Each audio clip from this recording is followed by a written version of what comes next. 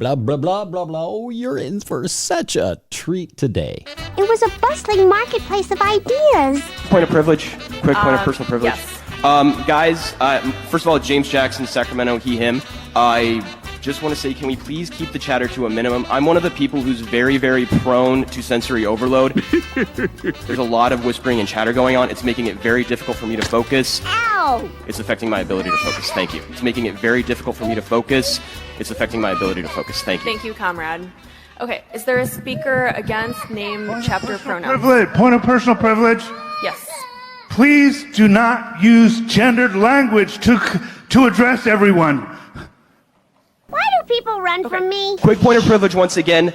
Hi, James Jackson, Sacramento DSA, he, him. You have made me very angry. I have already asked people to be mindful of the chatter of their comrades who are sensitive to sensory overload, and that goes double for the heckling and the hissing. It is also triggering to my anxiety. Very angry indeed. The comradely isn't just for, like, let's keep things civil or whatever. It's so that people aren't gonna get triggered and so that it doesn't affect their performance as a delegate, okay? Your need to express yourself is important, but your need to express yourself should not trump or I see that no one's clapping for me. It could be because I'm not engaging, but it also is because everyone's doing this, and that's really important. What the hell is supposed to do, you moron? We have a lot of disabled comrades. I just wanted to belong. For once, I felt I was with intellectual equals. We have a lot of disabled comrades. Questions are decadent. And a lot of those are invisible disabilities. You don't know who it is that is having a more difficult time navigating this space, and this space was not created with all of their needs in mind. So it's up to us to modify that space to make sure that everybody's able to move in the ways that they need to move. And additionally, with the noise issue, like avoid hissing, avoid waving banners, right? Because there's all sorts of things. If you don't know what to do, show up these, right? I'm sure there's lots of ways that we can communicate to each other without needing to rely on something that's going to hurt somebody else. Come on, squeal. We have quiet rooms that are available. There's a range of options of these, right? Please don't go in that space with anything that's like an aggressive scent, for instance, right? We don't want to put people in stressful situations that they don't consent to, right? Yes! Little pigs, let me come in. There are right-wing infiltrators who are trying to get in here. Here's Johnny. But it's going to be really traumatic for people if we're not making an affirmative effort to de-escalate each other and de-escalate ourselves, right? Take a deep breath. You are so brilliant. Does that feel better? Before you say anything.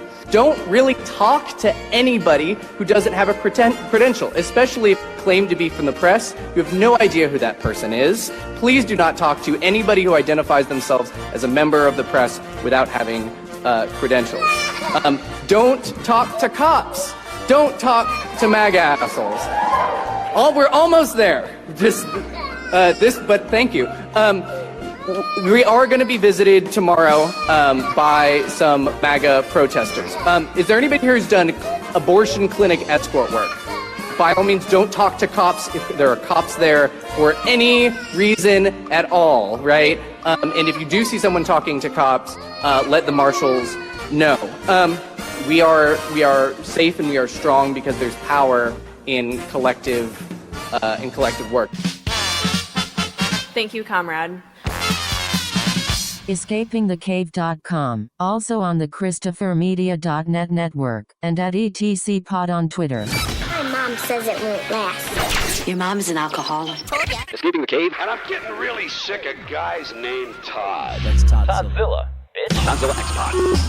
Howdy, Toddzilla Files. Welcome to another episode of Escaping the Cave, the Toddzilla X-Pod of the ChristopherMedia.net network. You can also get my website at escapingthecave.com and Twitter. Yeah, no, you don't need to bother with Twitter.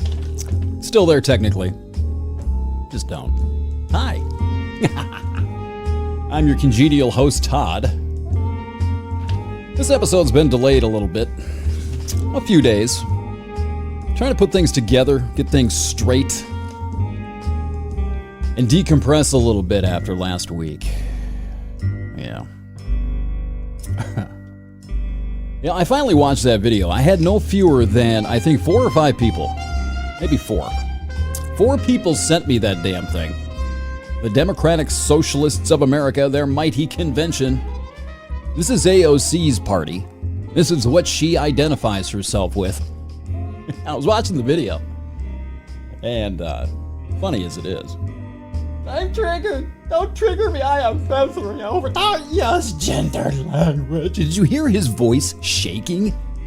I mean, is this the mental instability that we're supposed to be keeping an eye out for these days? Whoever that guy was sounded like he was about ready to snap. I don't want to see him in Walmart next time I go shopping for coffee. That's all I'm saying. Holy God. Anyway, I'm watching this. And I've got this story that I'd love to tell somebody, but it's a long one. I'll tell it some other time in its entirety, maybe over a box of wine. But I was involved with Occupy Wall Street. I got in on the ground floor of that back in 2011 when I was living in Santa Fe, New Mexico. I fully supported what the original movement itself was about, getting money out of politics. Once upon a time, in a land not so far away, I considered that to be the primary issue plaguing the American political system. Money in politics, that you can't do anything until you get special corporate interest money out of the political system. This is something that the Tea Party agreed on. Most of the people on the left used to agree on. Occupy Wall Street started out articulating that very, very, very well. It lasted about 6 weeks until MoveOn.org. They moved on, all right on in, and co-opted the Occupy movement, turned it into a left-wing organization, carrying the water of the Democratic Party and liberal politics in general beyond the original intent of the movement. Anyway, I was involved in that on the ground floor within probably a month, 6 weeks of the original Occupy in New York City. I joined the organization in Santa Fe, New Mexico, where we were living at the time. Oh my God. I have never been more disillusioned of anything in my life. One of the primary reasons was I would sit there. I would go down to the park, this park, downtown. It wasn't even really downtown Santa Fe. It was kind of on the fringe of downtown, in this rail yard district.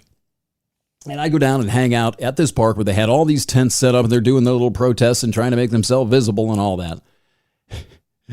And I learned immediately that the people, these righteous, idealistic protesters down there in Santa Fe, had their tents set up in this rail yard thing, this park, but would leave them empty and go occupy their own beds at night. Not all of them. There were a few who stuck around and actually slept in the tents. Not most of them.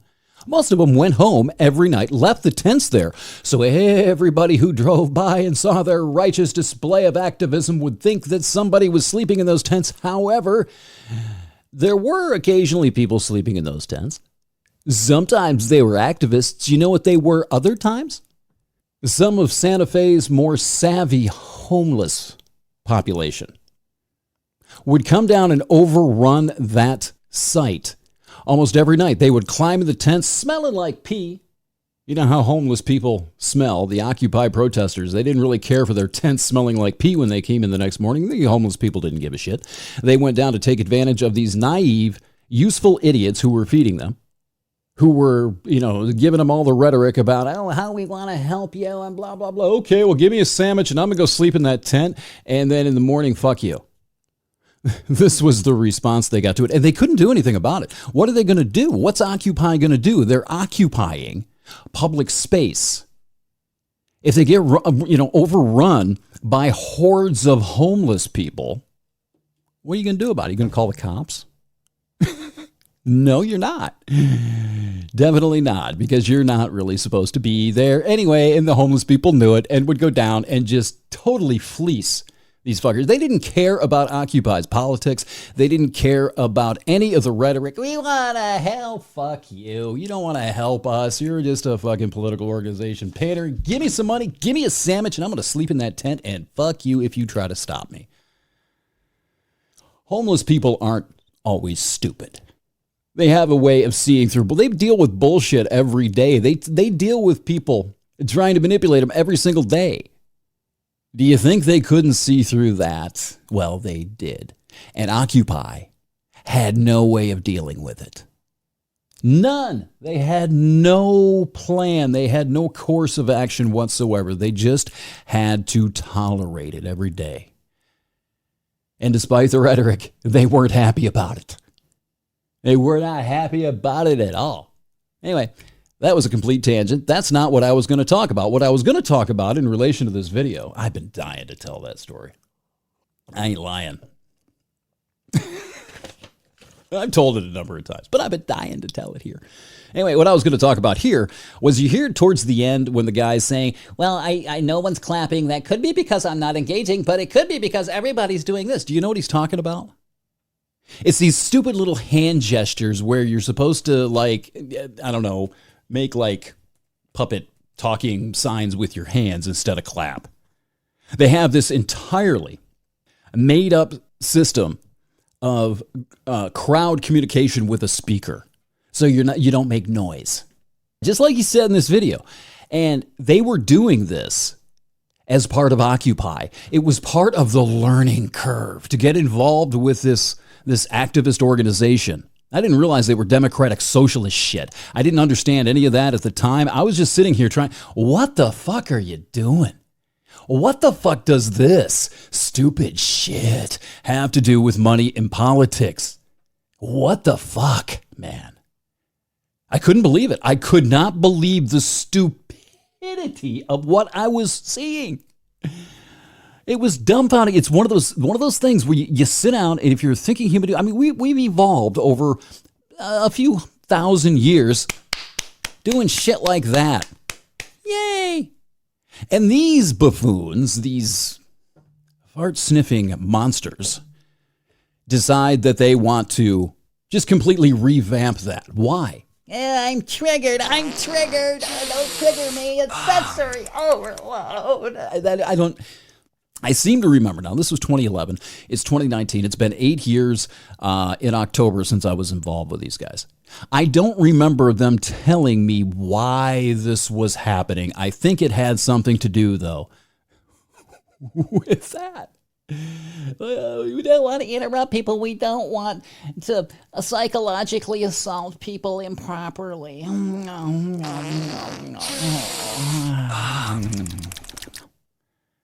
One of the stupidest things I've ever seen. I swear to God, I cannot think of too many things.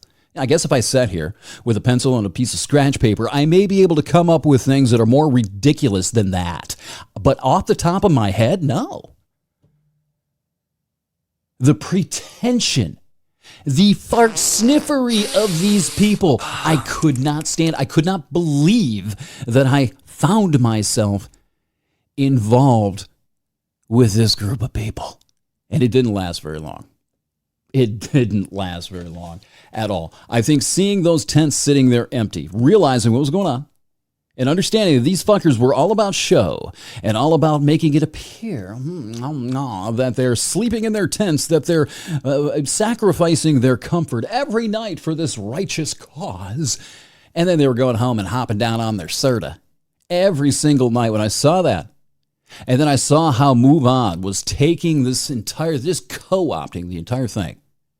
Well, how are we going to get the vote out and make sure everybody votes for Obama in 2012? It was 2011. So it was the next year. And make sure that Obama gets his reelection. That was their main concern. Had nothing to do, all of a sudden, had nothing to do with money and politics whatsoever. Frickin' ever. It became a liberal organization. And as soon as I saw that happen, and as soon as I realized what happened, I extracted myself quickly. Never showed up again, got the fuck away from there as far as I could. And to me, and I would hope to you, if you really investigate what Occupy became after October of 2011, that brand is sour. And that, what we heard at the beginning of the show, is what was Occupy in 2011. The Democratic Socialists. I can tell you, I avoided watching that video. I was still a little wound up after Dayton, El Paso, and after fighting through the media coverage last week. And not really the media coverage as much as the stupid discussions that I was hearing and seeing. Not from the media so much as it was from Jacques Populi. You guys. Well, not you guys. No, not the Toddzilla file listener. Not the loyal listener. Of course not you specifically. But the public in general. Twitter, Facebook, all that shit. The same recycled shit over and over and over again. I was wound the fuck up. What I should have done last week was not record anything. I should have just taken the week off. But I finally calmed down a little bit over the weekend, this past weekend, and finally went and watched that piece of pretentious shit. These are the people? These are the people that want to run things? Are you fucking kidding me? Are you fucking kidding me? You can't organize yourselves properly enough to deflate a Macy's Thanksgiving Day parade balloon. I wouldn't trust you with that task.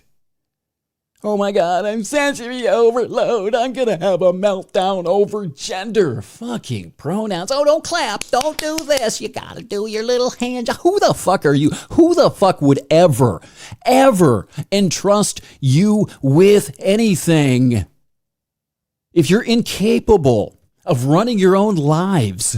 I don't even know how to phrase that in a sensible fashion. If you can't even get your own psychology together to be able to deal with that, how the fuck are you going to run anything of substance? How? And this doesn't even get into the abstract concept of social justice. Oh, justice. That's determined and enforced by me. No way in hell. I originally assumed that video was fake. I was like, nobody is this fucking stupid, right? If it wasn't fake, I figured maybe these were plants. People who sort of snuck in there as delegates, got up, took the mic just to make the entire organization look bad. No, that's not the case here. These are the actual Democratic Socialists at the convention. They haven't distanced themselves from this at all. At all.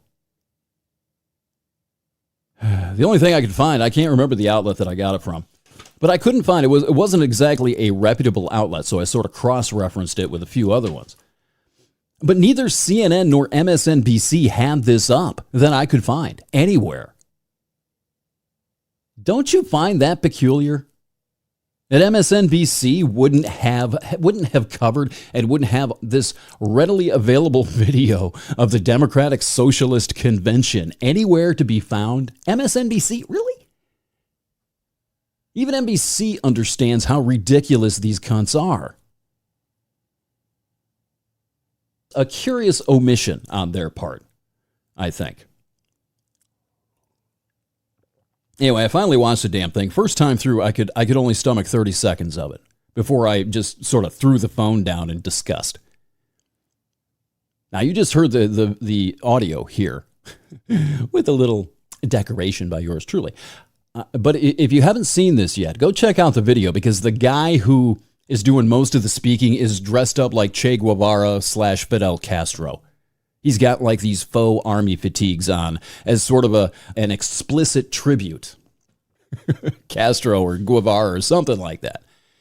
He's trying to portray himself as a young man who's continuing the revolutionary tradition. Oh. And the second thing was the use of the word comrade. What the entire fuck? These are the people who don't want you to associate democratic socialism with communism yet. You've got Cicero here dressed up like Che Guevara. Minus the beard, he probably couldn't grow one. And they're using comrade over and over and over again. He even used, did you catch it toward the end, toward maybe 3/4 of the way through, he said comradely. He was telling people what it meant to be comradely. Comradely. Like neighborly, but comradely. What the fuck? Who are you people? What the fuck are you? How do you take yourself seriously? How? How do you expect anyone else to take you fucking seriously? How? How?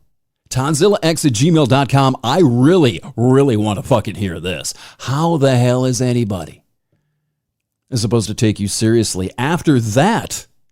After seeing that, it's going to come out eventually. I know the hand bullshit isn't staged because I've personally seen it. This isn't manufactured. This isn't a piece of disinformation. This is what they are. How is anybody supposed to take you seriously? I will vote for the pussy grabber 1,000 times before I vote for anything, before I even remotely, by the act of giving it my vote, support anything anywhere near that. And later on, apparently they did get some sort of business done at their convention, and they decided that they would align themselves with Antifa, supporting Antifa's general goal. And it wasn't a blow-away vote. I don't remember the vote total. There was a whole shitload of people there voting, and it was rather close because they were afraid, a lot of people were afraid that they would too closely align themselves, therefore associate themselves with Antifa. Yet the resolution passed anyway. They're cool with that as a group. I don't care how close the vote was, it passed. Therefore, they have aligned themselves now. These little, oh my fucking God. These sensory overloaded children who are having conniption fits over gendered language have aligned themselves with Antifa. Fuck you.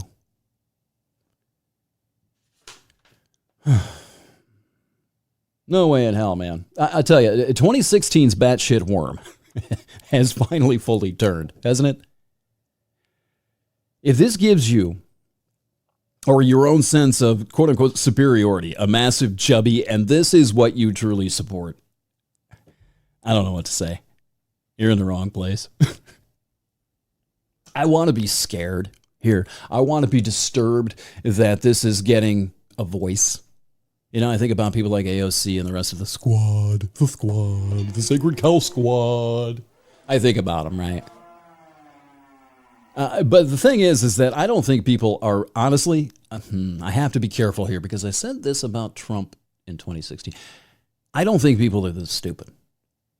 I really don't. I mean, I like to think, at least people that are listening to this show and people that I associate with,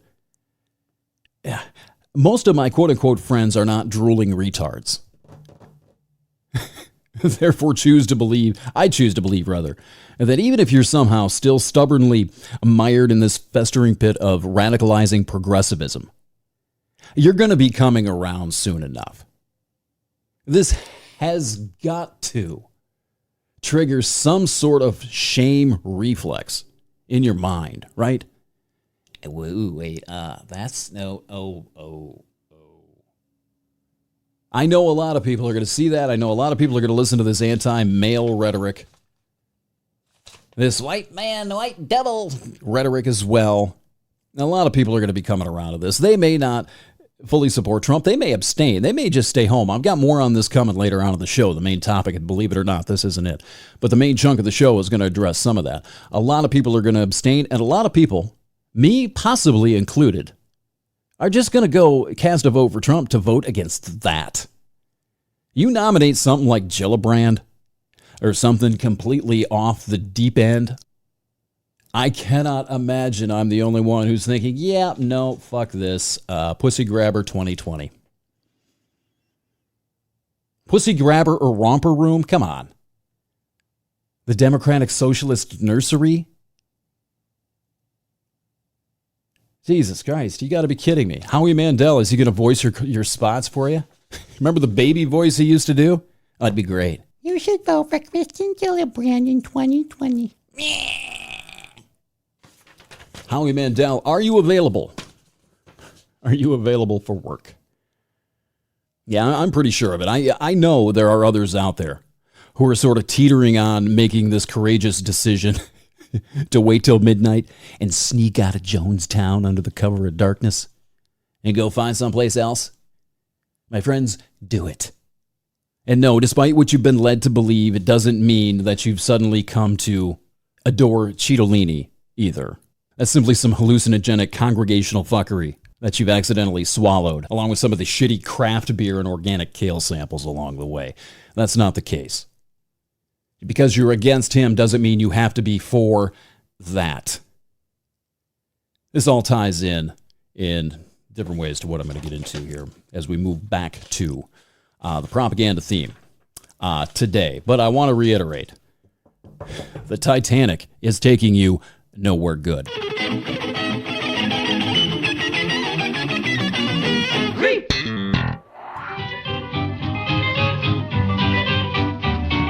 Too many women, shoo, shoo. Too many women, shoo, shoo. Too many women, shoo, shoo. Too many women's not good for you. Too many women will drive a man insane. Too many women will drive a man insane. I'm telling you boys, it don't pay to play the game. You can have a score and get a dozen more. You'll never be the same as you were before, 'cause too many women will drive a man insane. I'm telling you boys, it don't pay to play the game. Man, I love that old stuff. It's a guy named Jerry Irby. Too many women. It's a problem. I'm telling you, drive a man insane. It's the Escaping the Cave podcast. ChristopherMedia.net is the network. You can also hit my website at escapingthecave.com. Incidentally, speaking of too many women, Chris has a PayPal link up there. If you'd like to donate to the Podcaster Abortion Fund. Now listen here, fellas, I've got something to say. To have too many women, well, it just don't pay, 'cause too many women will drive a man insane. I mean, it's hell. There's so many groupies. I'm telling you boys, it don't pay to play the game. I mean, I don't have this problem.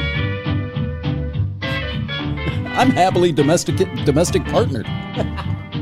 Partnershiped. But yeah, he's got that up there. So if you'd like to contribute to Chris and Rich's abortion fund, you don't want to see him go bankrupt, right? Too many women, that's the trouble with you. Say too many women will drive a man insane. I'm telling you boys, it don't pay to play the game. A little levity's nice. All right, this is the morning of August 15th, 2019. Early morning. I record these things in the middle of the night. It's Thursday morning, right? I think so. I lose track of the days here and there. I'm going to get back into the propaganda theme today. I talked about, last time was the alienation theme. How people are sort of separated from who they are by propaganda. In other words, how they sort of alienate themselves from themselves and allow themselves to sort of be inseminated by somebody else's ideas, somebody else's doctrine, and stuff like that. And this sort of continues the theme. Today I'm going to talk about the psychic dissociation effect of propaganda. Now, this is from Jacques Ellul's book, Propaganda. I've been talking about this. I may be on this book for a long time. Once I get through this, I have the next 2 episodes outlined already. These are going to be some of the most important aspects of this entire thing. What propaganda does to you psychologically without you knowing it. There are a lot of things in this one today that will scream at you if you're paying any kind of attention to anything socially or politically these days. The 2 after this, holy shit. It's disturbing how prescient this stuff is. 55 years old, written in 1965. The rest of the episodes this week, starting with this one, moving through the next 2, are incredibly important. Taking myself out of it, taking my ability to convey this information out of it, just the sheer information, the basic information in and of itself, if you have any concern about this, if you think about it at all, and if you're still listening, I'm assuming you are, you're going to want to listen to this. If you can't pick the book up, if you don't have the time to read the book, I understand that. A lot of people are busy. They don't have time to sit down and read stuff like this and contemplate and ponder stuff like this. I understand that. If you can't do that, which is the best way to get this information, far better than listening to me babble, I would highly recommend, if you are concerned about this stuff, to listen to the next few podcasts. I'm not getting paid here. I'm not selling advertising. I get the downloads. I don't get anything from it. I'm paying to do this. Okay? I'm not trying to build a brand here. I'm not trying to build a business. It's important. I promise you. Anyway, the psychic dissociation effect of propaganda. This is the next section in this book, the psychological effects of propaganda. That's the section that I'm drawing from. And he starts out by saying that propaganda puts the individual through endless periods of excitation and depression, alternating cycles, periods of excitation and depression. And it's caused by exposing him to alternate propaganda themes. Does this sound familiar? For example, alternating those of terror, fear, oh my God, this could happen, and self-assertion, how to activize. The result is a continuous emotional roller coaster, and it can become very dangerous for some individuals who are exposed to it. And he'll get into why. And one thing you've got to remember is the overexcitement that propaganda triggers. It does. It triggers an overexcitement in people. It sends them overboard. It doesn't matter what side of this you're looking at. In our binary culture, our binary propaganda culture, our binary alternating themes of propaganda culture, we're evenly split down the middle. I can think of no better example, no better extreme example of what he's talking about with alternating themes than this. Each side uses the other as the contrasting theme to their own. It's obvious. It's self-evident, man. You got to remember that. The overexcitement that propaganda triggers. The propagandee is constantly urged into action. And he's often prevented from accomplishing what he wants to, what he's urged to do. He can't do it. He can't pull it off. His certainties are absolute as well. The propagandee's certainties, they're absolute. Rock solid, chiseled in granite, chiseled in cognitive stone, these certainties of his. He is constantly overexcited by these certainties and his ever-renewed aggression toward the symbols and members of his own culture leads him quickly into disintegration as a result of the extreme discrepancies between this overexcitement and his social/cultural group. Like the constant psychological shock of contradictory propaganda, this can be one of the causes of what he's calling psychic dissociation. Dissociation, if you're wondering what that means, that'll become obvious here in a minute, I promise. Now, and ignoring the obvious dissociations and disconnects in the propagandee between public opinion and his silent, private, often suppressed personal opinion, propaganda produces a deep separation between the two. Propaganda produces a deep separation between public opinion and the silent, private, often suppressed personal opinion. What you really think deep down inside. There's a disconnect, a dissociation between what you actually think and public opinion, the opinion of your group, your echo chamber, your mob, your doctrine, your ideological religion. Now, perhaps I seem a little animated when I talk about this. That's because I have experienced this personally. I was somehow able to keep tethered to my disgust for, this prevailing public opinion, right? While I was immersed first in the anti-Bush cult back in the first decade of the century, and then after getting caught up in the ideological riptide, dragging me further and further to the left once I joined the anti-Palin, anti-teabagger movement. And still, to my credit, I was able to hold on to that once again after spending 3 months inside the resistance after Trump's inauguration and before they finally went too far off the rails for me to ignore it any further. What I'm talking about here are these ideas of white privilege. This is my personal thing. This is the one thing that not one thing, but these are the examples of things that I never lost contact with, that I disagreed vehemently with their ideas on this. I didn't say anything most of the time. You don't, and I'll get to that in a little while. Most of the time, you can't say anything. Jeff? You can't say anything because you're going to get shouted down. You're going to be ostracized. You're going to be called a Trump bot. You're going to be called a fascist these days if you argue with any of these things. That's how it works. So you suppress it. For me personally, to my credit, I'm not gloating here, well, much, but I was able to hold on to this. My disgust for this whole idea of white privilege, this whole idea that men are beasts, right?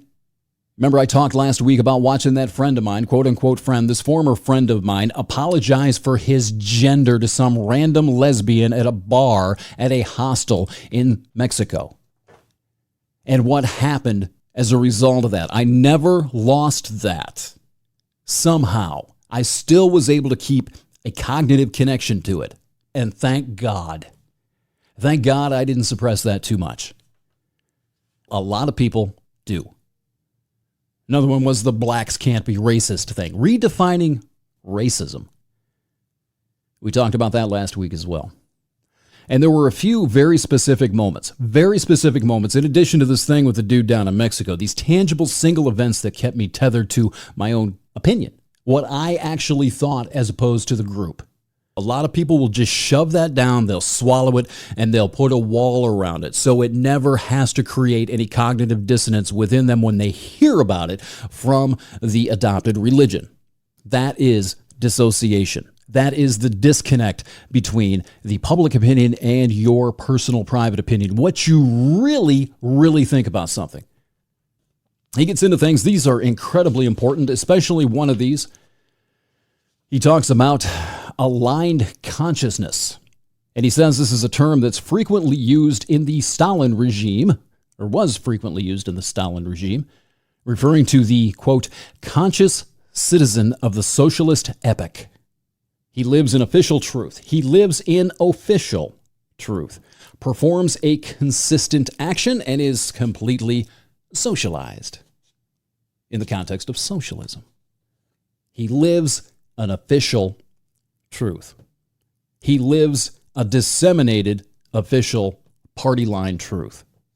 He lives the truth of the doctrine or the system or the party. It's also a creation of propaganda, obviously. Now, beneath that exists what he calls the premeditated consciousness. Incredibly important here. Why? Because this is where Haidt's elephant resides and stampedes, in the premeditated consciousness. This is the level at which, according to Ellul, the individual tethers his identity and personalizes the data of propaganda and persuades himself that the regime/party is good, has God on its side. It's also the level at which he works out his justifications. I need an elephant sound effect on my board. I'll have that for you next show. It's where he works out his justifications and decisions for behavior which will conform to the social demands in such a way as to make him least aware of his twisted conscience, how he's contorting how he feels and how he thinks in relation to what he feels, really feels deep down inside. And finally, at the bottom level, this is the one that I really, really identify with. He calls the secret conscience. I have termed this the inner child, the secret life. It's the real secret self, buried deep down in that cave, way down inside of you, or us, I should say. This is who I'm trying to get a message to with all this. This is the person I'm talking to. This secret conscience is who I am speaking to directly with these podcasts. I am trying to reach you. Can you hear me? Hello, McFly, can you hear me? You are the one I'm trying to reach. I'm trying to throw you a life preserver, a life raft. Maybe you're stuck up on, I don't know, down in a crevice. I'm throwing you a lifeline, a rope. I would like to extract you from that crevasse. The secret conscience. It consists of the refusals, the protestations, the judgments against the regime or party. These are the conflicts you have with your own doctrine or with the imposed doctrine. In my experience, this was the conflict I had with having somebody apologize for their own gender, even though I was a liberal. It violated my quote-unquote secret conscience because I never talked about it. It's incredibly important to maintain that, to get in touch with it, and not suppress it until dead. It also combines with a tendency towards cynicism, or in the Soviet example, remember, the Soviet Union, religion, not a good thing. It combined with a tendency towards cynicism or a belief in that era, in that locale, a belief in Christianity. So you still believed in Jesus, even though the state told you not to. What do? Do you suppress it or do you hold on to it? That's an extreme example, but I think you could apply that to multiple aspects of the doctrine and the ideology of the propaganda that you disagree with, and not become fully inseminated with someone else's ejaculate. The secret consciousness is completely repressed, encircled, and constrained in someone who's been fully propagandized, struggles against prohibitions against itself, suppressions against itself, against the secret conscience. Things like trained and triggered spontaneous impulses, how they trigger you to do certain things or to say certain things or to act a certain way. Cognitive dissonance, it's suppressed behind this encircled and constrained state in which the secret conscience lies. And it's also, I'm adding this isn't his, this is mine. It's also kept in check by what I call the Ministry of Standards and Practices, friends, family, peer group, the echo chamber, people who keep you in line because you like them, they're part of your group. You respect these people, you like these people, you want to belong with these people, therefore you won't cross these people. They become the Ministry of Standards and Practices. Been talking about this since 2008. That's 11 years. I didn't just come up with this week. Many, many applications of this secret conscience thing go far, far beyond propaganda. And maybe the other two as well. I'm concerned about this one because this is the one that I know. This is the inner voice that I've talked about for 10 years. This is Emerson's genius that he talks about in Self-Reliance. The inner voice, you, what you think, what's original to you when you move past conformity.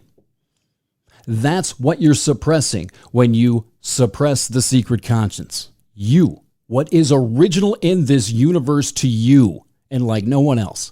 And they're trying to suffocate that and force you into conformity, force you into thinking the right way. That's it. It's killing individuality. It's killing who you really are and replacing it with a fabricant. This is also the cradle of reason. Critical thought is the cradle of so many things. So many things. Again, it's the you of you. And unfortunately, if you want to use the catchphrase in the slogan, here's a good place to use it. It's almost always the real quote-unquote child in the psychological cage.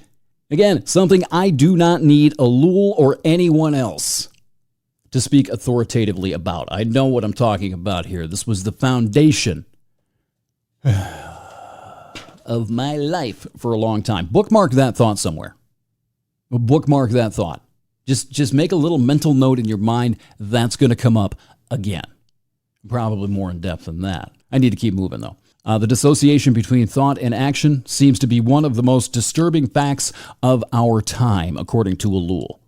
He says nowadays, and this is in 1965, he says man acts without thinking, and in turn his thoughts can no longer be translated into action. Thinking has become a superfluous exercise.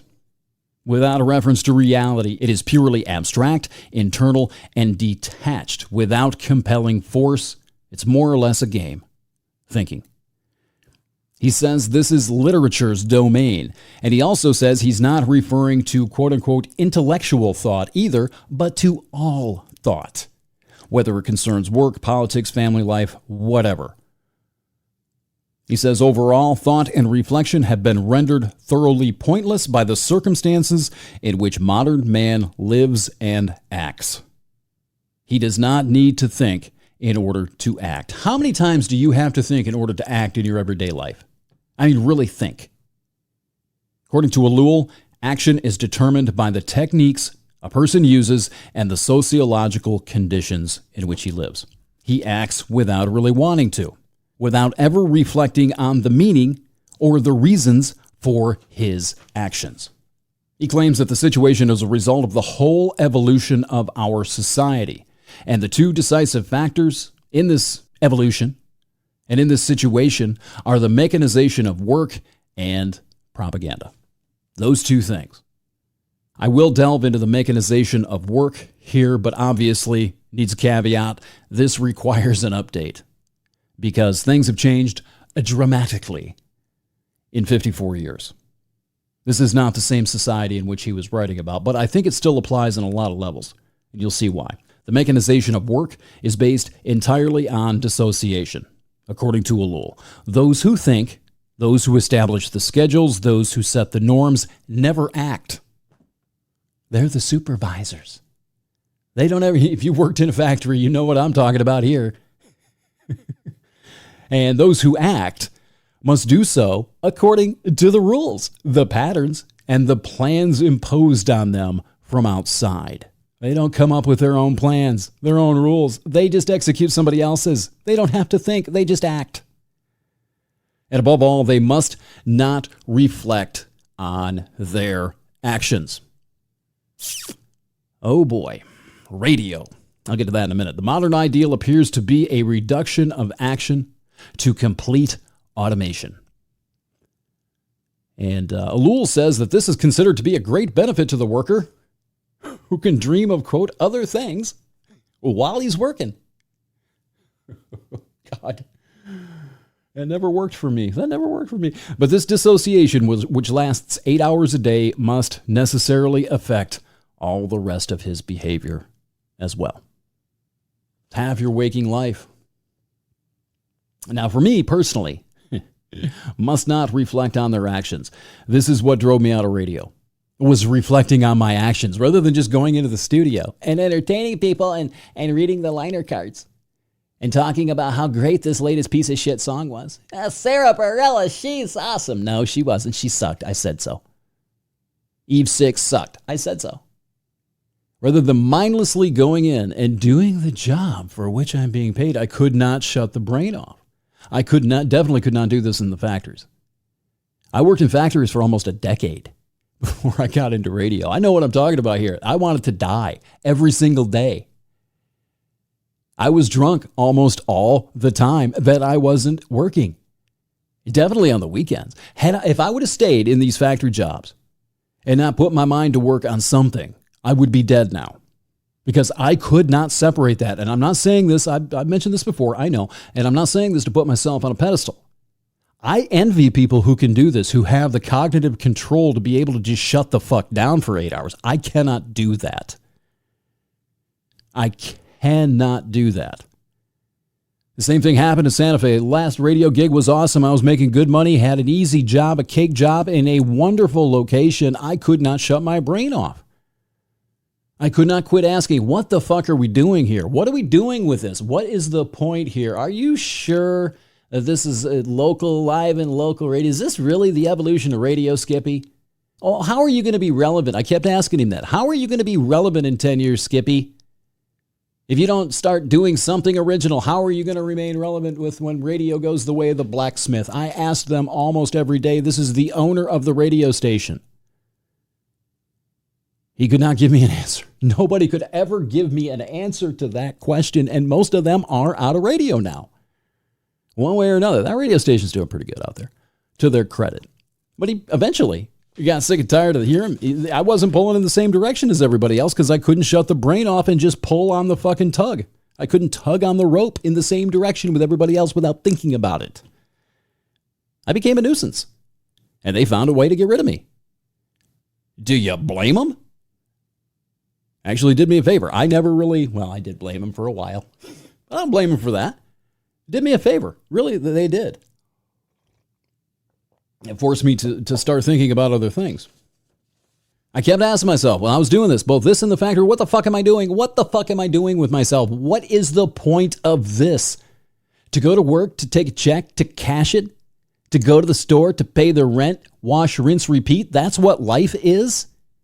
That's all it is until you get old and then you retire and your body's broken down and you can't live anyway? That's what the fuck I'm supposed to do with myself? No. I don't think so. But that's the thing they're trying to suppress here. They do not want you to reflect on anything. They want you to dream about what you're going to do with your paycheck. They want you to dream about what life's going to be like when you're retired at 65 and you've got a sore back and a bad knee and you finally want to go climb up to Machu Picchu but can't. That's what they want you to dream about. They do not want you reflecting either on the job or on your situation or your standing in life. Again, I'm not putting myself on a pedestal here. I admire people who can do that. Just go on with their lives and be happy that way. I do envy you. I'm not saying that facetiously. I'm not being a smartass here. I do. There's benefit to that. There's value to that. I can't do it. I need to move on. The other element that plays a decisive role in the dissociation between thought and action is, of course, propaganda. The theme of the podcast, the theme of this series of podcasts, he would like you to remember that propaganda seeks to induce action, conformity, and participation. Action, conformity, and participation with as little thought. Back to the work thing, with as little thought as possible. They don't want you analyzing their propaganda and their doctrine any more than Skippy wanted me to analyze his radio station.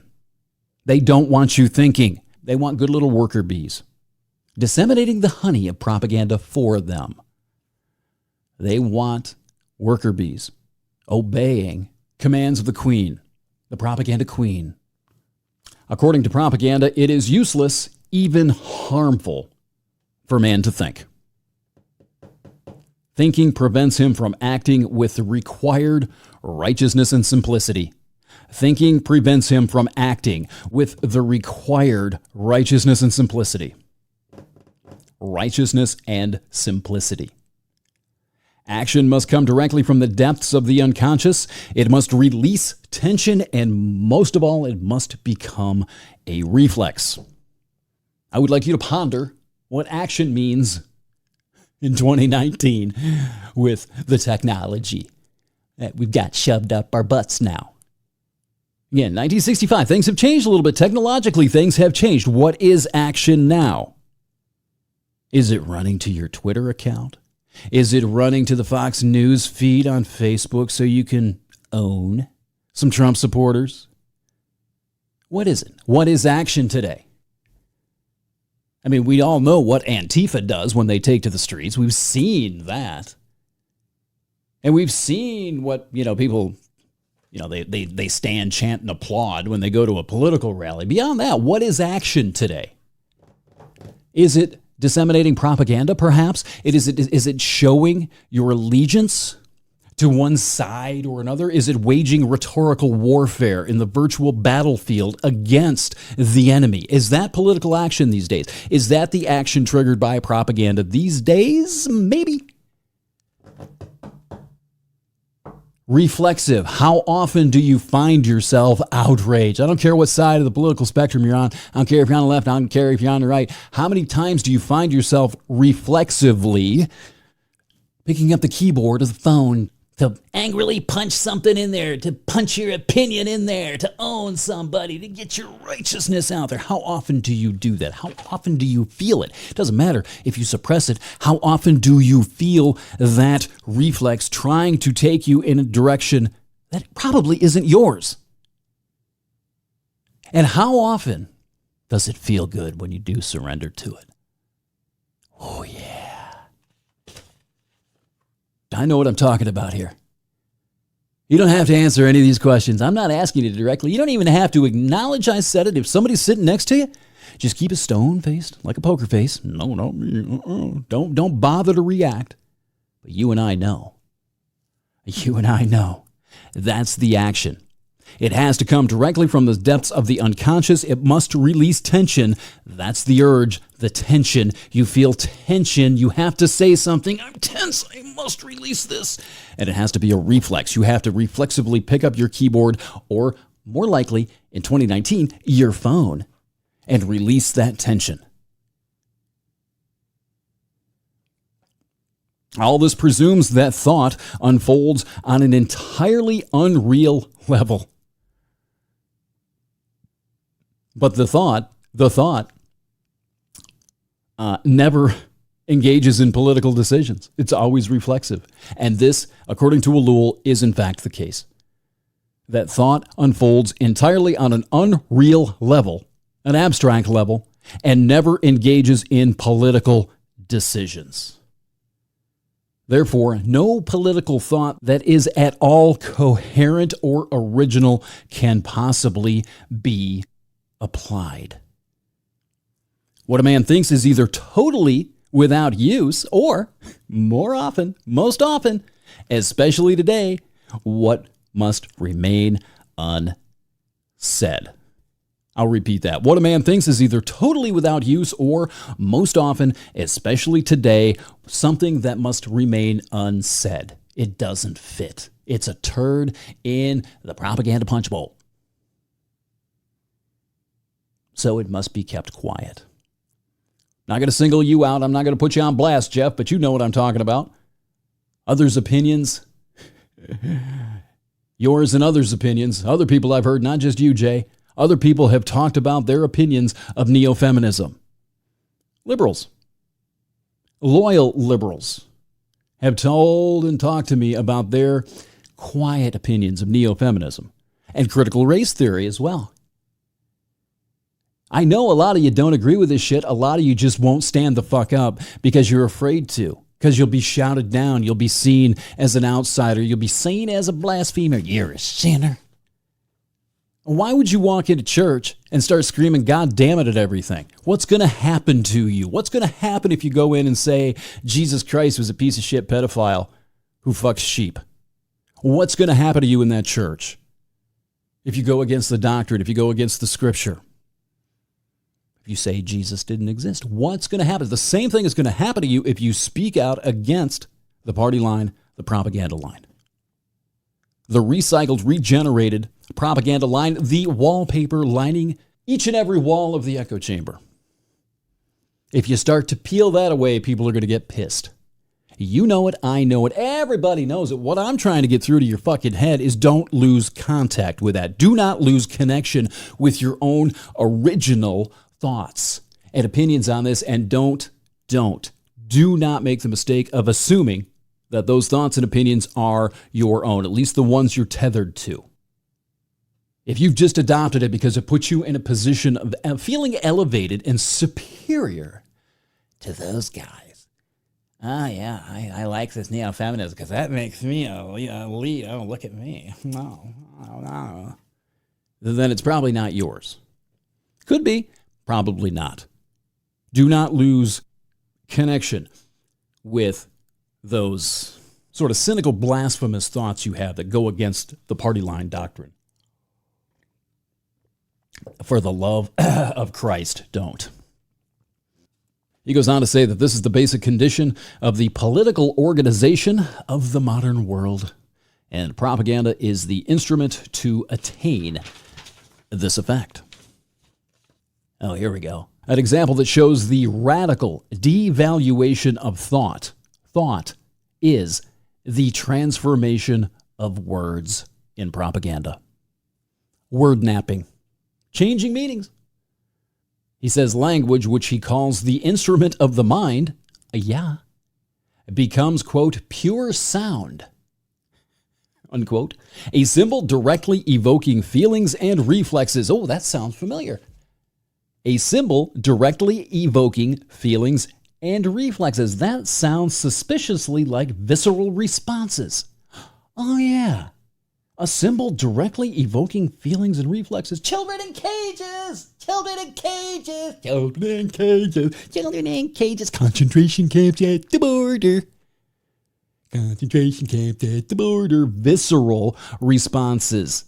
Evoking feelings and reflexes. Transformations of words. Symbols directly evoking feelings and reflexes. Children in cages. It's evoking a feeling and a reflex of disgust, isn't it? It doesn't matter that they're not really in cages. Not to the propagandist and not to the addicted propagandee. It doesn't matter. It's the feeling that matters. The outrage, the righteousness, the self-righteousness, the elevated self-superiority of it. That's what matters. That's why word napping is dangerous. That's why it needs to be called out whenever it happens. I forget who it was. I got his name in my head.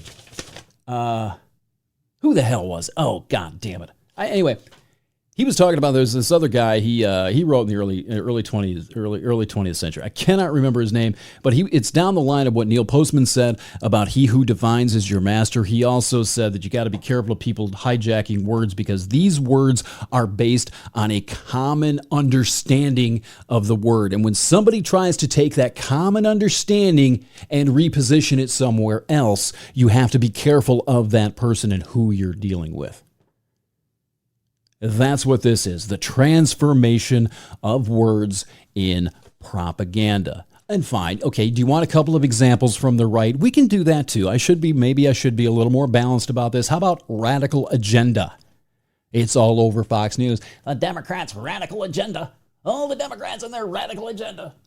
Element of truth there. Children are in these detention centers, right? There are detention centers down there. Are they concentration camps? Are these cells really cages? Well, no. But there's a foundation, a kernel of truth that allows you to believe it. It allows you to activate the can I believe this thing that I talked about last week and will talk about again. There's a caravan coming from Central America. Invaders, murderers, and thieves. They're all over the place. One side doesn't have an exclusive use of this. They're not the only ones doing it. Everybody does it. And it's something to watch out for. If you hear anybody doing that intentionally, beware of that person. And if you hear somebody else, somebody in your personal life, mindlessly repeating it, mindlessly parroting that shit, get the fuck away. Get the fuck away. You want to get me instantly out of your life? Just utter children in cages to me. Or concentration camps at the border. I know what I'm dealing with then. It's not good. I will go away. It's a good way. I mean, that's great. You never have to deal with me again. Sweet. A lot of people love that idea. This is one of the most serious dissociations that propaganda causes. According to Mr. Ellul, one of the most serious dissociations that propaganda causes is the transformation of words in propaganda, wordknapping. There is another. And he says it's the dissociation between the verbal universe in which propaganda makes us live and reality. The dissociation between the verbal universe in which propaganda makes us live and reality, the real world. Propaganda sometimes deliberately separates people from reality in favor of the abstract, imaginary, verbal world propaganda itself creates. And then it tends to destroy man's conscience. How he actually feels. Yeah, if you're not living in reality, how do you know how to interpret reality and how to feel about it? Of course your conscience, as he's using the word, of course your conscience is destroyed. Has nothing to feed on. It's not feeding on reality, it's feeding on bullshit. Yeah, I'm telling you, this is huge. Those two things right there, the transformation of words in propaganda and the dissociation between the verbal universe that propaganda itself creates and reality are two hugely important things that we are awash in today. What he's talking about here, the verbal universe, it's our version of the Matrix. We're taking this verbal universe and digitizing it. It is becoming the Matrix. It cuts to the core of what we're dealing with here in 2019. This is the social media disease. I wish Ellul were alive today to tie this into the technological tethering and constant immersion to technology that we're experiencing now. I have to wonder, has modern propaganda mutated into something else with the advent of constantly connected tech? Has it become part of us now? We're constantly bombarded with it. I'm going to get into the need for propaganda in the next episode. Has it become something else? Have we become addicts, junkies? I mean, he's talking about being addicted to this shit in 1965. Network television, over-the-air radio and newspapers. Fucking posters on the fucking street. What is this? This device, these fucking phones in our pocket every day, being bombarded on television every single day. Billboards. Everywhere we're being... Pay attention. I've said this before. It's going to drive you nuts. Just 1 day or 2 days, maybe for a week if you're really strong. Pay attention to every time you're bombarded with something trying to sell you something. I don't care if it's advertising or political advertising or propaganda. I don't care. Pay attention to how often you're being bombarded with this shit. Particularly pay attention to how rarely you notice it. That's the conditioning here. They are conditioning us not to notice it, but it still has an effect. This is where advertising and propaganda sort of hold hands as they drag us into the toxic wasteland. Advertising and propaganda are related. We'll get to that later on too, probably in another episode. But consider all this a bit of foreshadowing for the next section, because I think we have become junkies being fed our drug through this digital fucking IV called a smartphone. That's constantly there. People cannot do without it. Watch a baseball game and watch how many people's faces are buried into their fucking screen while they're watching a game they just paid in these seats $100 for. Or walking down the street, sitting at a table with their friends in a movie fucking theater. How often are people's faces buried in these devices? And this is the propaganda delivery mechanism.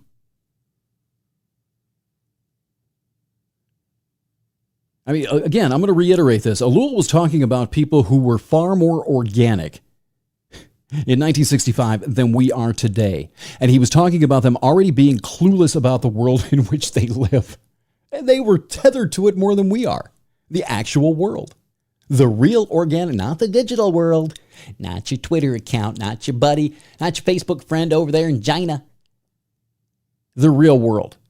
The one outside your window. And he was talking about them depending upon their propaganda of choice to define it for them and making their judgments accordingly back in 1965. What he calls here the verbal universe in 2019 parlance is the Matrix. It's the verbal universe digitized. The Matrix. It's what I've called electronic eyes. I've called it that for 15 years. Interpreting the world through your screens, through an electronic device, rather than seeing it for your fucking self. Making judgments about people down south, them fucking rednecks down there in North Carolina, without ever going to North Carolina, without ever walking around in Greensboro. Or those fucking smelly liberals out in San Francisco, without ever going to San Francisco and walking around the Haidt, Golden Gate Park. Fucking Texans without ever paying a visit to San Antonio or Houston. Don't go to Amarillo. Amarillo's a shithole. It smells. Amarillo stinks. I'm sorry. If you've ever driven across the Panhandle, don't go to Amarillo. It smells, I guess, like a beef butchery. What's the word I'm looking for? I don't know, stockyards or something like that. It's just terrible. Oh my God. It's the worst smelling city, including Chicago, in the entire country. Avoid Amarillo, but the rest of Texas, I'd highly recommend going down there and checking it out before you make your judgments. But you don't have to, because you got your electronic eyeballs to let you know exactly what's out there, don't you? Oh, no. Nothing skewed about the agenda or anything, huh? You're not getting a skewed perspective of the world through these electronic eyes. You're getting the same perspective you would get if you walk through a fun house full of those funky-ass mirrors, distorted. But yet that's the thing. And they were doing this, and I shouldn't be too condemning here, because they were doing the same thing in 1965. This is a human thing. This is a result of mass media. This is a result of the expanding of our horizons with mass instantaneous media, where our world doesn't end with our influence anymore. The world has extended beyond the end of our noses indefinitely. Indefinitely. And whether or not anything that's happening in Belgium affects us directly, we feel like it does. We feel a part of that. This does go away when you disconnect. I told the story before. It was in Peru a few years ago when that big shooting, the big terrorist attack, I don't think it might have been the Charlie Hebdo. I don't remember what it was because I wasn't connected. We didn't find out about that. Being up at the Andes without internet access, we didn't find out about that thing for 2 weeks until somebody came in and actually happened to mention it. Why? Because we weren't connected. We didn't give a fuck what was happening beyond that mountain range over to the other side of the field. That was the end of the world. That was the end of everything because that was the end of our experience.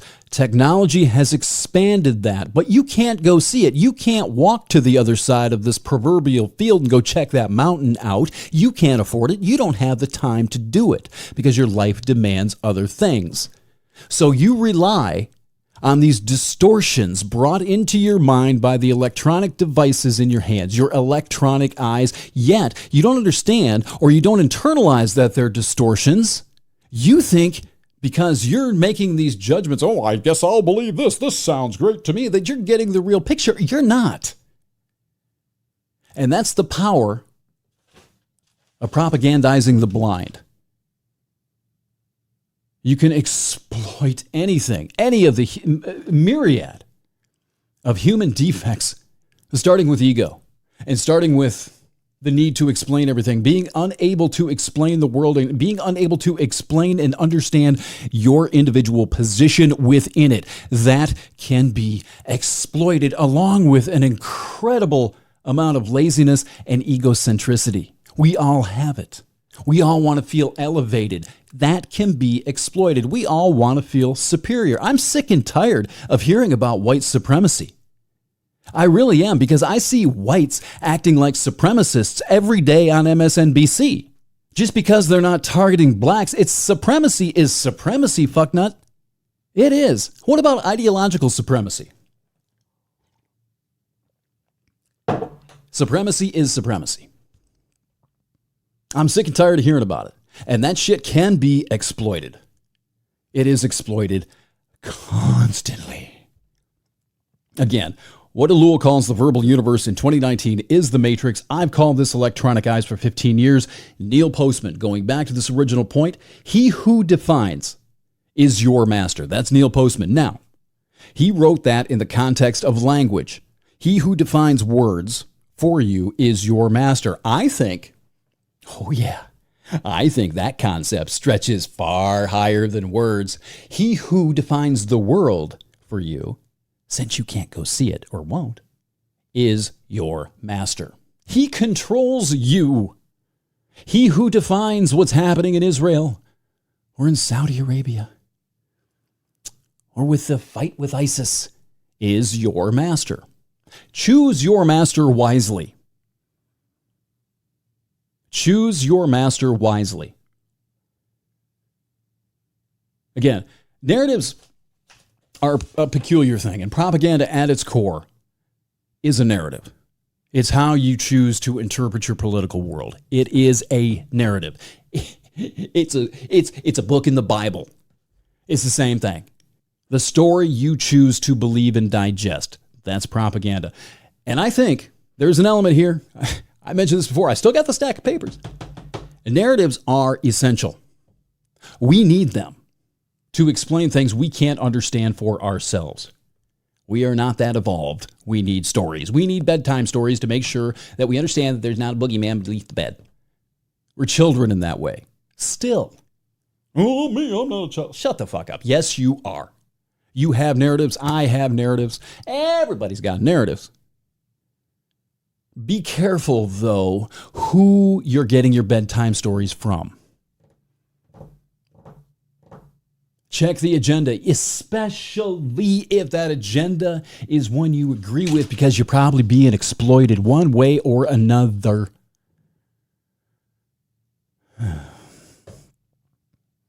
I've got another thing coming, man. I've got this. I'm going to do a whole show on narratives, and I'm probably going to tie in this thing on the solitary man to it. This will be a full episode, probably going to be in a week or two. It's all written up. I could do it right now if I wanted to. If I wanted this podcast to go 3 or 4 hours, I could do it right now. I don't. But pay attention, listen for that. We're going to get into Lippmann, Bernays, all sorts of people when we start talking about narratives. What's his name? Noah Harari? Yuval Harari, the guy who wrote Sapiens. He's got an excellent chunk of that book about narratives. Narratives are a big deal. They're stories. Just like the Bible, they're parables. They explain things for us. Propaganda falls into that. Be careful who is defining both words and the world for you. I must continue. Didn't intend for that to go that long. Now, in connection with the problem of dissociation, Ellul, I'm the master of the segue, aren't I? In connection with the problem of dissociation, Ellul next considers what's become the digital plague of the 21st century. Here in America, it's the case of an individual subjected to intense, opposing propagandas equally close to him. Equally intense, opposing propagandas who are equally close to you. The left and the right.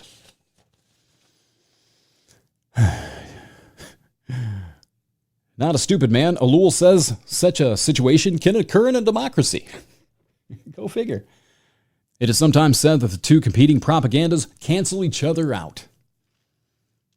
If, however, one regards propaganda not as a debate of ideas or the pushing of a doctrine, but defines it as a psychological manipulation designed to produce action, one understands that these two propagandas, far from canceling each other out because they are contradictory, have a cumulative effect. They don't cancel each other out, they pile up on you. I've used this analogy before, it's brilliant. A boxer, groggy from a left hook, does not return to normal when he's hit with a right hook. He becomes groggier, more confused. The modern propagandist likes to speak of the shock effect, and it is indeed a psychological shock that the person subjected to propaganda suffers. But a second shock, Ellul says, from another angle, certainly does not revive the propagandee. It's perfect. You're getting hit from the left, you're getting hit from the right. They cancel each other out? Really? I'd like to box at your gym.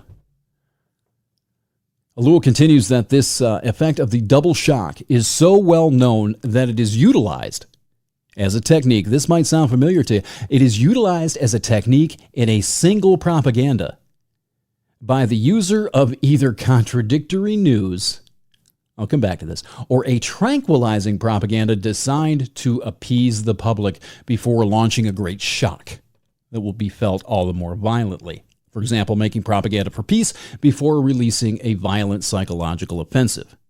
I'm really struck by the first part of this. This double shock is so well known. The effect of this double shock is so well known that it is utilized as a technique in a single propaganda by the user of either contradictory news or the rest of that. Contradictory news. So in other words, is there a double shock with putting Trump on MSNBC and then coming back with, I don't know, somebody eviscerating Trump, or vice versa? Putting these Democratic Socialists that I opened the show with, putting them on Fox News, and then having one of the conservative firebrands come out and propagandize from the other side. Double shock effect, right? I think we see this a lot. I think it's all over the place. And it could fall into the agitation propaganda thing that I'm going to talk about probably next week. Second phenomenon is then produced by these contradictory propagandas. The man whose psychological mechanisms have been set in motion to make him take one action is stopped by the second shock, which acts on the same mechanism to produce yet another action. The guy's a fucking pinball machine. He's a pinball inside of a machine. Psychologically, he's a pinball bouncing off the bumpers, the propaganda bumpers. The fact that this man will finally vote for anybody at all, he points out, is not the important point. The fact that he's going to vote at all doesn't matter. What counts is that his normal psychological processes are perverted. His word, I love it. His normal psychological processes are perverted and will continue to be constantly perverted, manipulated. To defend himself against that, understandably, man automatically reacts in one of two ways. First, he says he could take refuge in inertia. What's inertia? In which case, propaganda may provoke his rejection. An escape. Get the fuck away from this. Been there. An escape into private life. Exorcism. Sounds familiar. Get this away from me. Get it all away from me. And the quote-unquote ideal. That's explained as a way of fleeing the contradictions of modern life. He shuts down. Runs. Sounds good, doesn't it? Hold on for a minute. Ellul continues by saying the conflicting propaganda of opposing parties is essentially what leads to political abstention, not participating. I abstain. I suspect a lot of ears just perked up. This is not, though, the abstention of the free spirit which asserts itself, he says. You're not doing this by your own free will. Oh, no. It is the result of resignation, giving the fuck up. The man has not decided to abstain. Under diverse pressures, subjected to shocks and distortions, he can no longer, even if he wanted to, perform a political act. And more serious, this inhibition not only is political, but also progressively takes over the whole of his being and leads to a general attitude of surrender in every aspect of his life. He is a beaten man. Submissive. I've got this next part highlighted even on the page here. As long as political debates were of little importance and election propaganda dealt with things like water supplies or rural electrification, okay, the escape reflex was not affecting people's entire lives. But propaganda grows in effectiveness when its themes cause more anxiety. I would like you to think back to 2001, maybe sometime around September. Today, when we are concerned with the rise of dictators, this is his words now. Today, when we're concerned with the rise of dictators or the approach of war, the individual cannot avoid feeling himself drawn in. He cannot just shrug his shoulders, but he's rendered passive by propaganda. The same situation can be found when two contradictory propagandas succeed each other chronologically in time. He uses the example of skepticism in Germany among the youth after 1945. Something called the Ohne Mische. I don't know what that is. Some movement, but it sprung up from the counter-shock propaganda that was opposed to Nazi propaganda they had been immersed in. And similarly, he uses the Hungarian Revolution of October of '56, where youth threw itself into nihilism, indifference, and personal concerns. Withdrew into themselves. These examples demonstrate not the ineffectiveness of propaganda, oh no, but on the contrary, its power to profoundly disturb psychic life. So that's political abstention. That's one reaction to these conflicting propagandas, right? There's another. It'll wrap this segment up. It's the defensive reflex into involvement. Flight into involvement. You become activized. Political involvement widespread today, and this is 1965, remember, because man can no longer bear to remain aloof in that arena of aggressive competition between propagandas. I don't care if that's 1965. That describes things perfectly here in 2019. Political involvement is widespread today because man can no longer bear to remain aloof in that arena of aggressive competition between propagandas.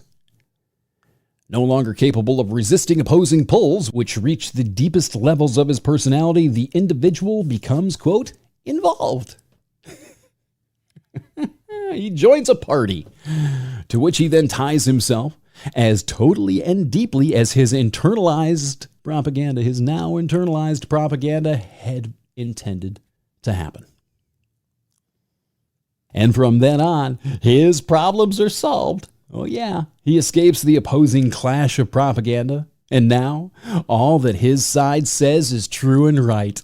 Yep. All that comes from elsewhere is false and wrong. Blasphemers, you're evil. You're full of shit. My propaganda says no. Whoa. And here you go, Matt. Thus, one propaganda arms him against the other propagandas. Convenient, isn't it? This dualism is not entirely contradictory, Ellul says. It can be complementary. He says, to illustrate, there's a 1959 study observing that youth were distrustful of all political action. I think this was in France. In 1959, the youth were distrustful of all political action, but were at the same time inclined toward extreme solutions. Sound familiar?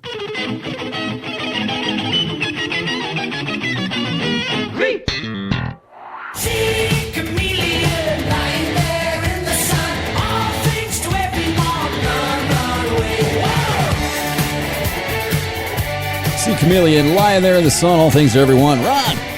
Run away! It's one of my favorite songs from the 80s, Matt. I had Britney Fox queued up. You're lucky you got this today, my friend.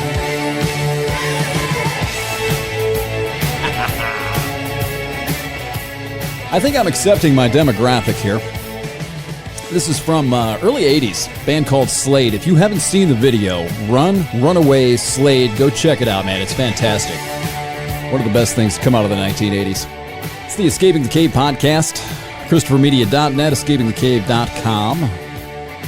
That's where you can get me. Should we do one more hook here? Oh, hell yeah.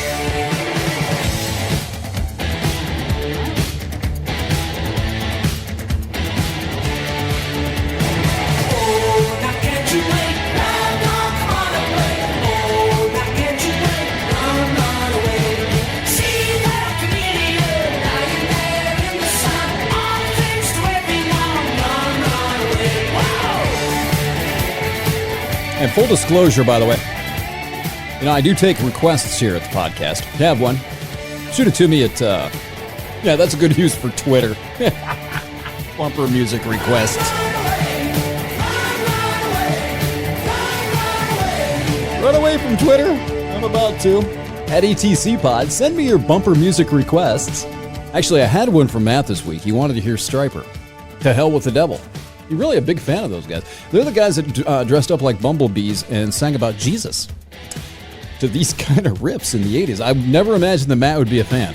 That was his request. I don't have it. I'm sorry, bud. I do not have any Christian rock on my hard drive. It's Jesus-free. Try again, though. Send me something else. Yeah, I said a minute ago, I'm getting used to my demo. I think I have a target demo. If you don't understand Slade and you don't understand the hairband stuff, you may be too young for this podcast. I keep directing people to Guys We Fucked. It's a great show.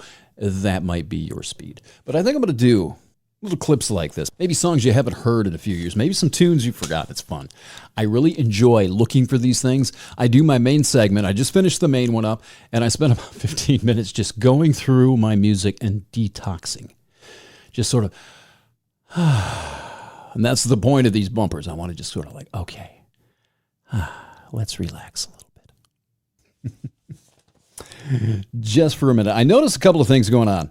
I'm not real happy with the way... Now, Chris and Rich were great. They always are. They did a really good job last week. This has nothing to do with either one of those two. I'm not really happy with the way the podcasts went with those guys last week, as far as I am concerned, though.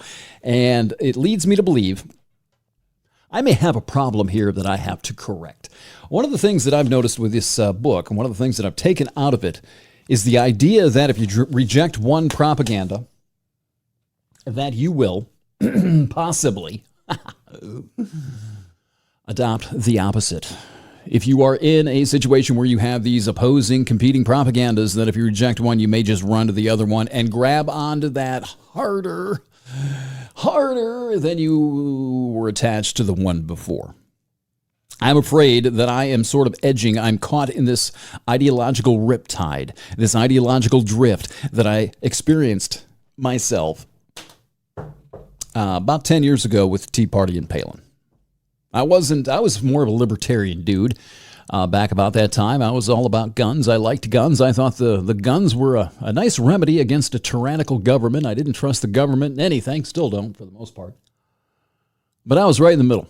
Hated hippies. The one thing I can honestly say that I've been consistent on, ideologically, from the beginning, I hate hippies. I despise those people, those hippies. I've experienced hippiedom. I've experienced all sorts of hippies traveling around and backpacking around Latin America. I've experienced them. I like rednecks a whole hell of a lot more, and that's always been the case. Is this true? I don't like hippies. You annoy me. You're pretentious fucks. I don't like you. That's what you remind me of. That's been consistent all the way through. But since I left the resistance a couple of years ago, I have found myself, particularly lately, I found myself drifting and being a little more susceptible to this agitation propaganda that I've talked about.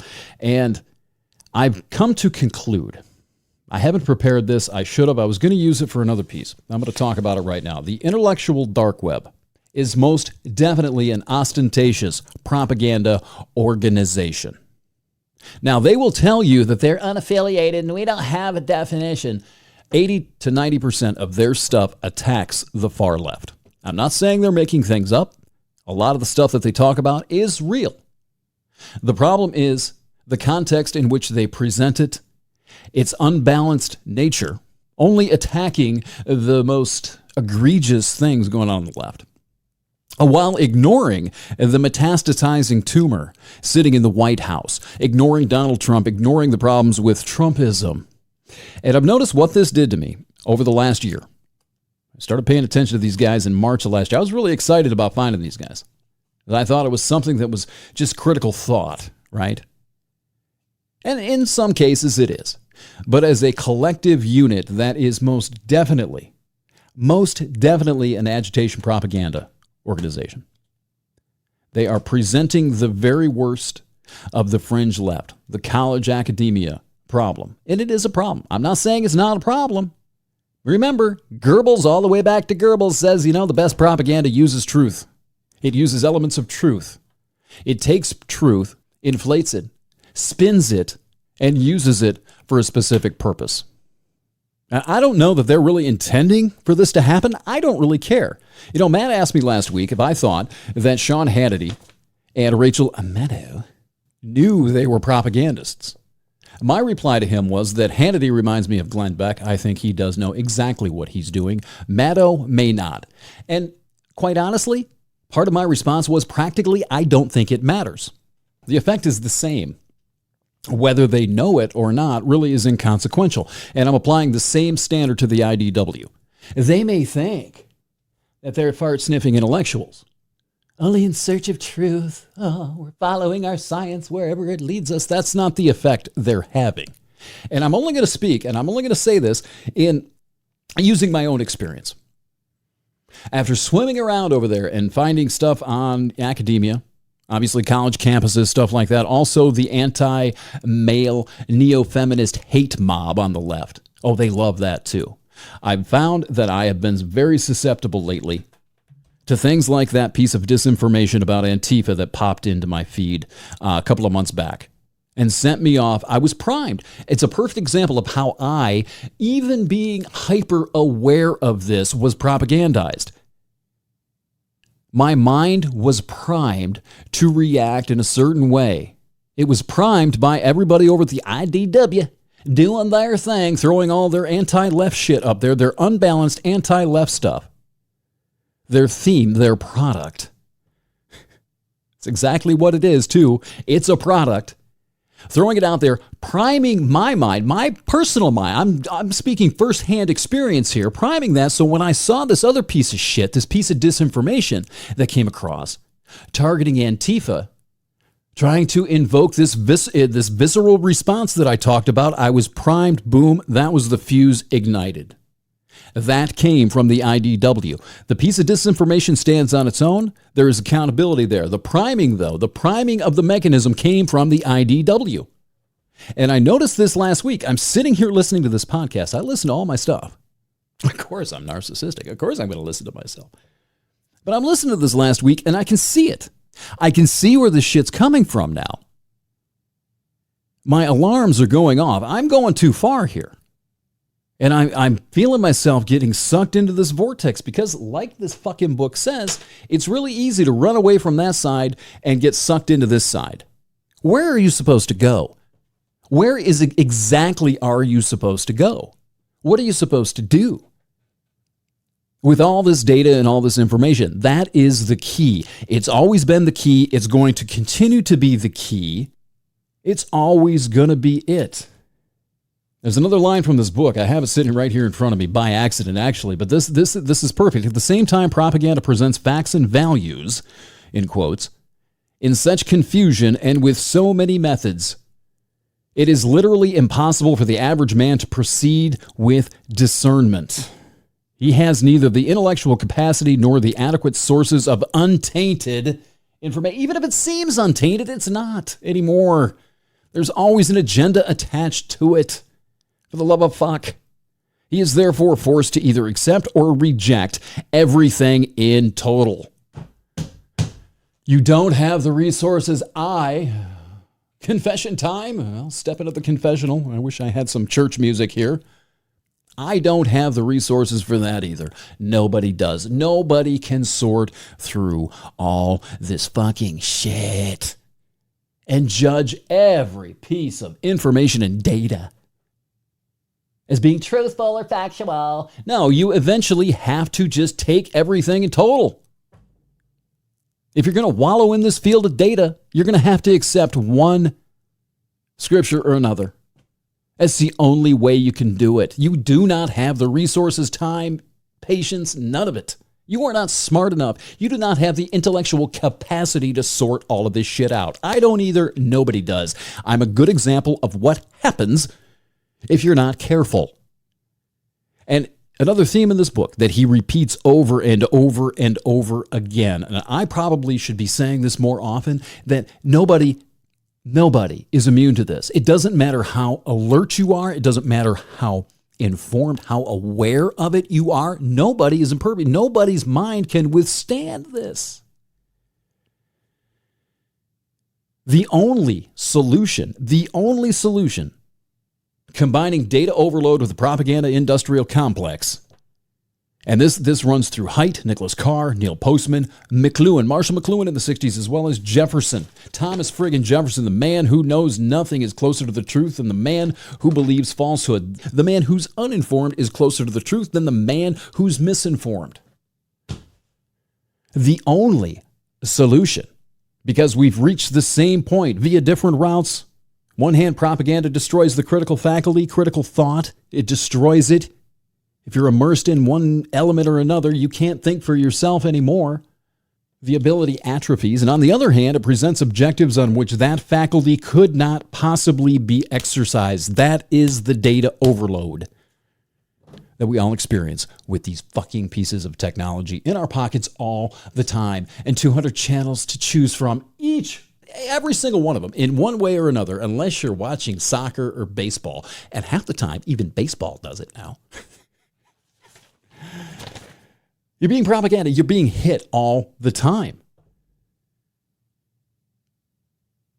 So even if you have that faculty, even if you have that critical thought faculty, it's rendered useless by being inundated, by being flooded. It's like you're sitting in your car.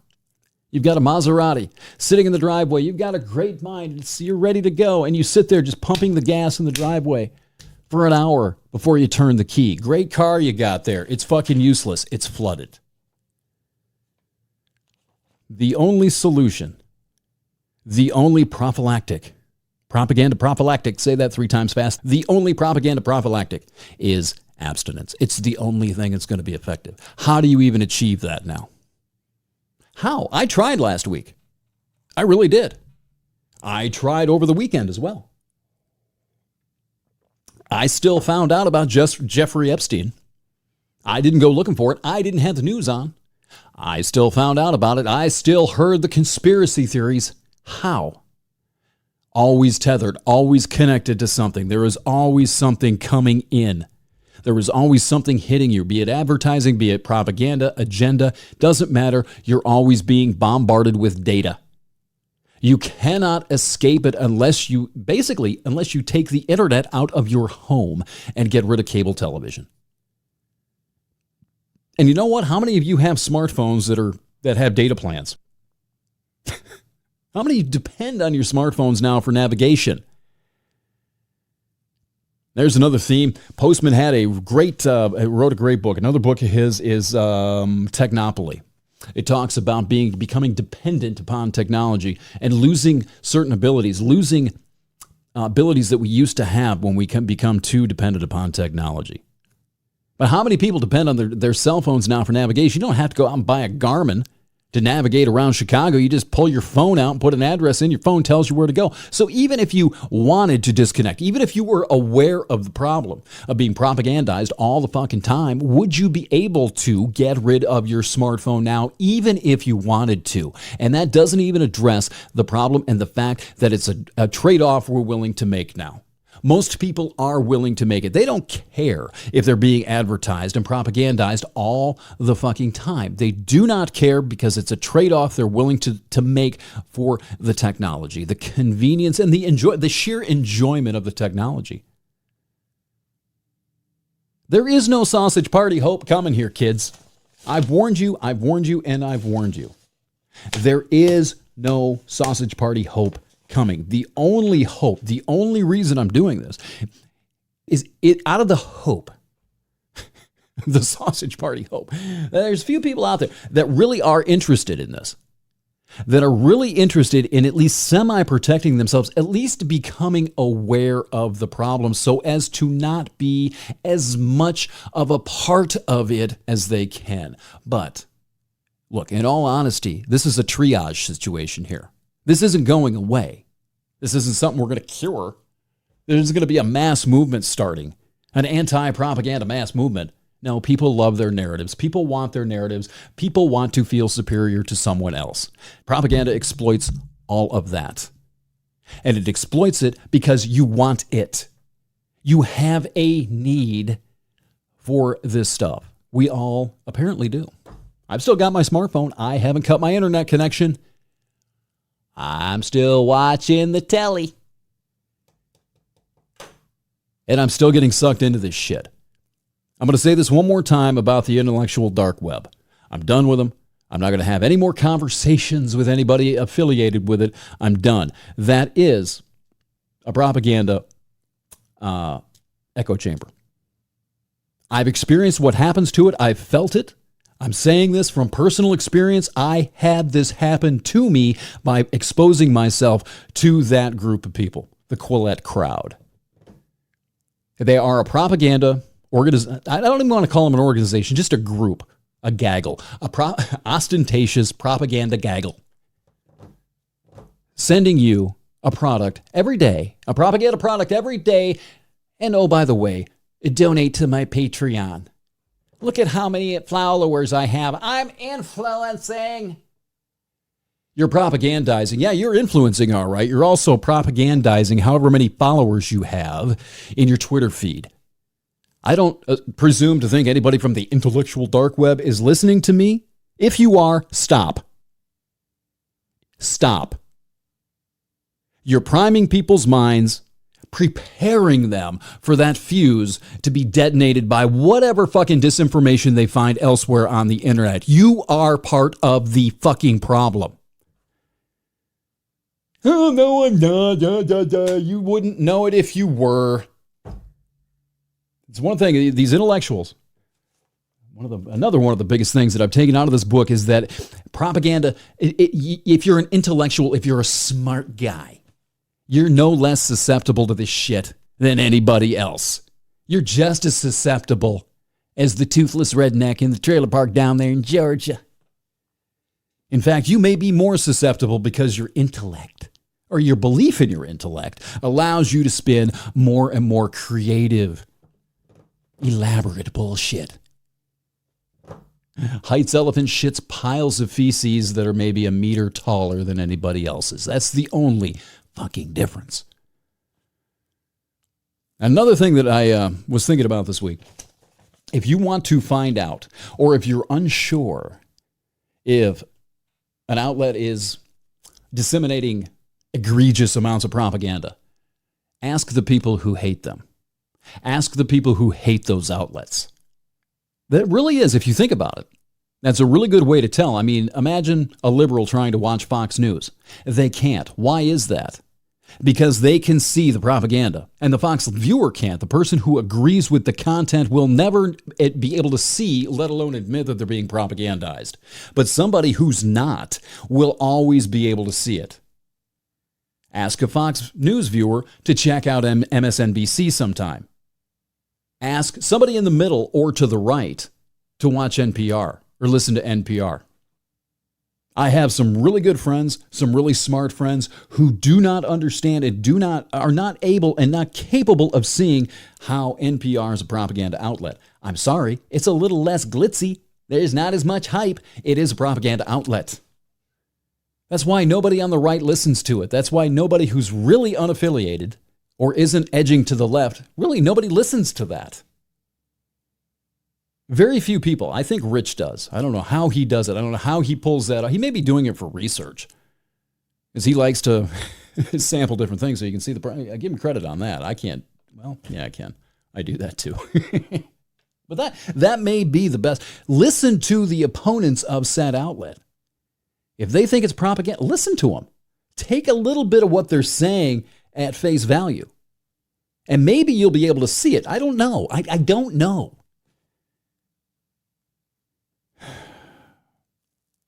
I thought this was going to prove to be a little more hopeful exercise, and it's proving to be, but it's not. This is it's damning of the human species. Our minds, man. We have no concept of how defective these minds and brains of ours are in our own perspective.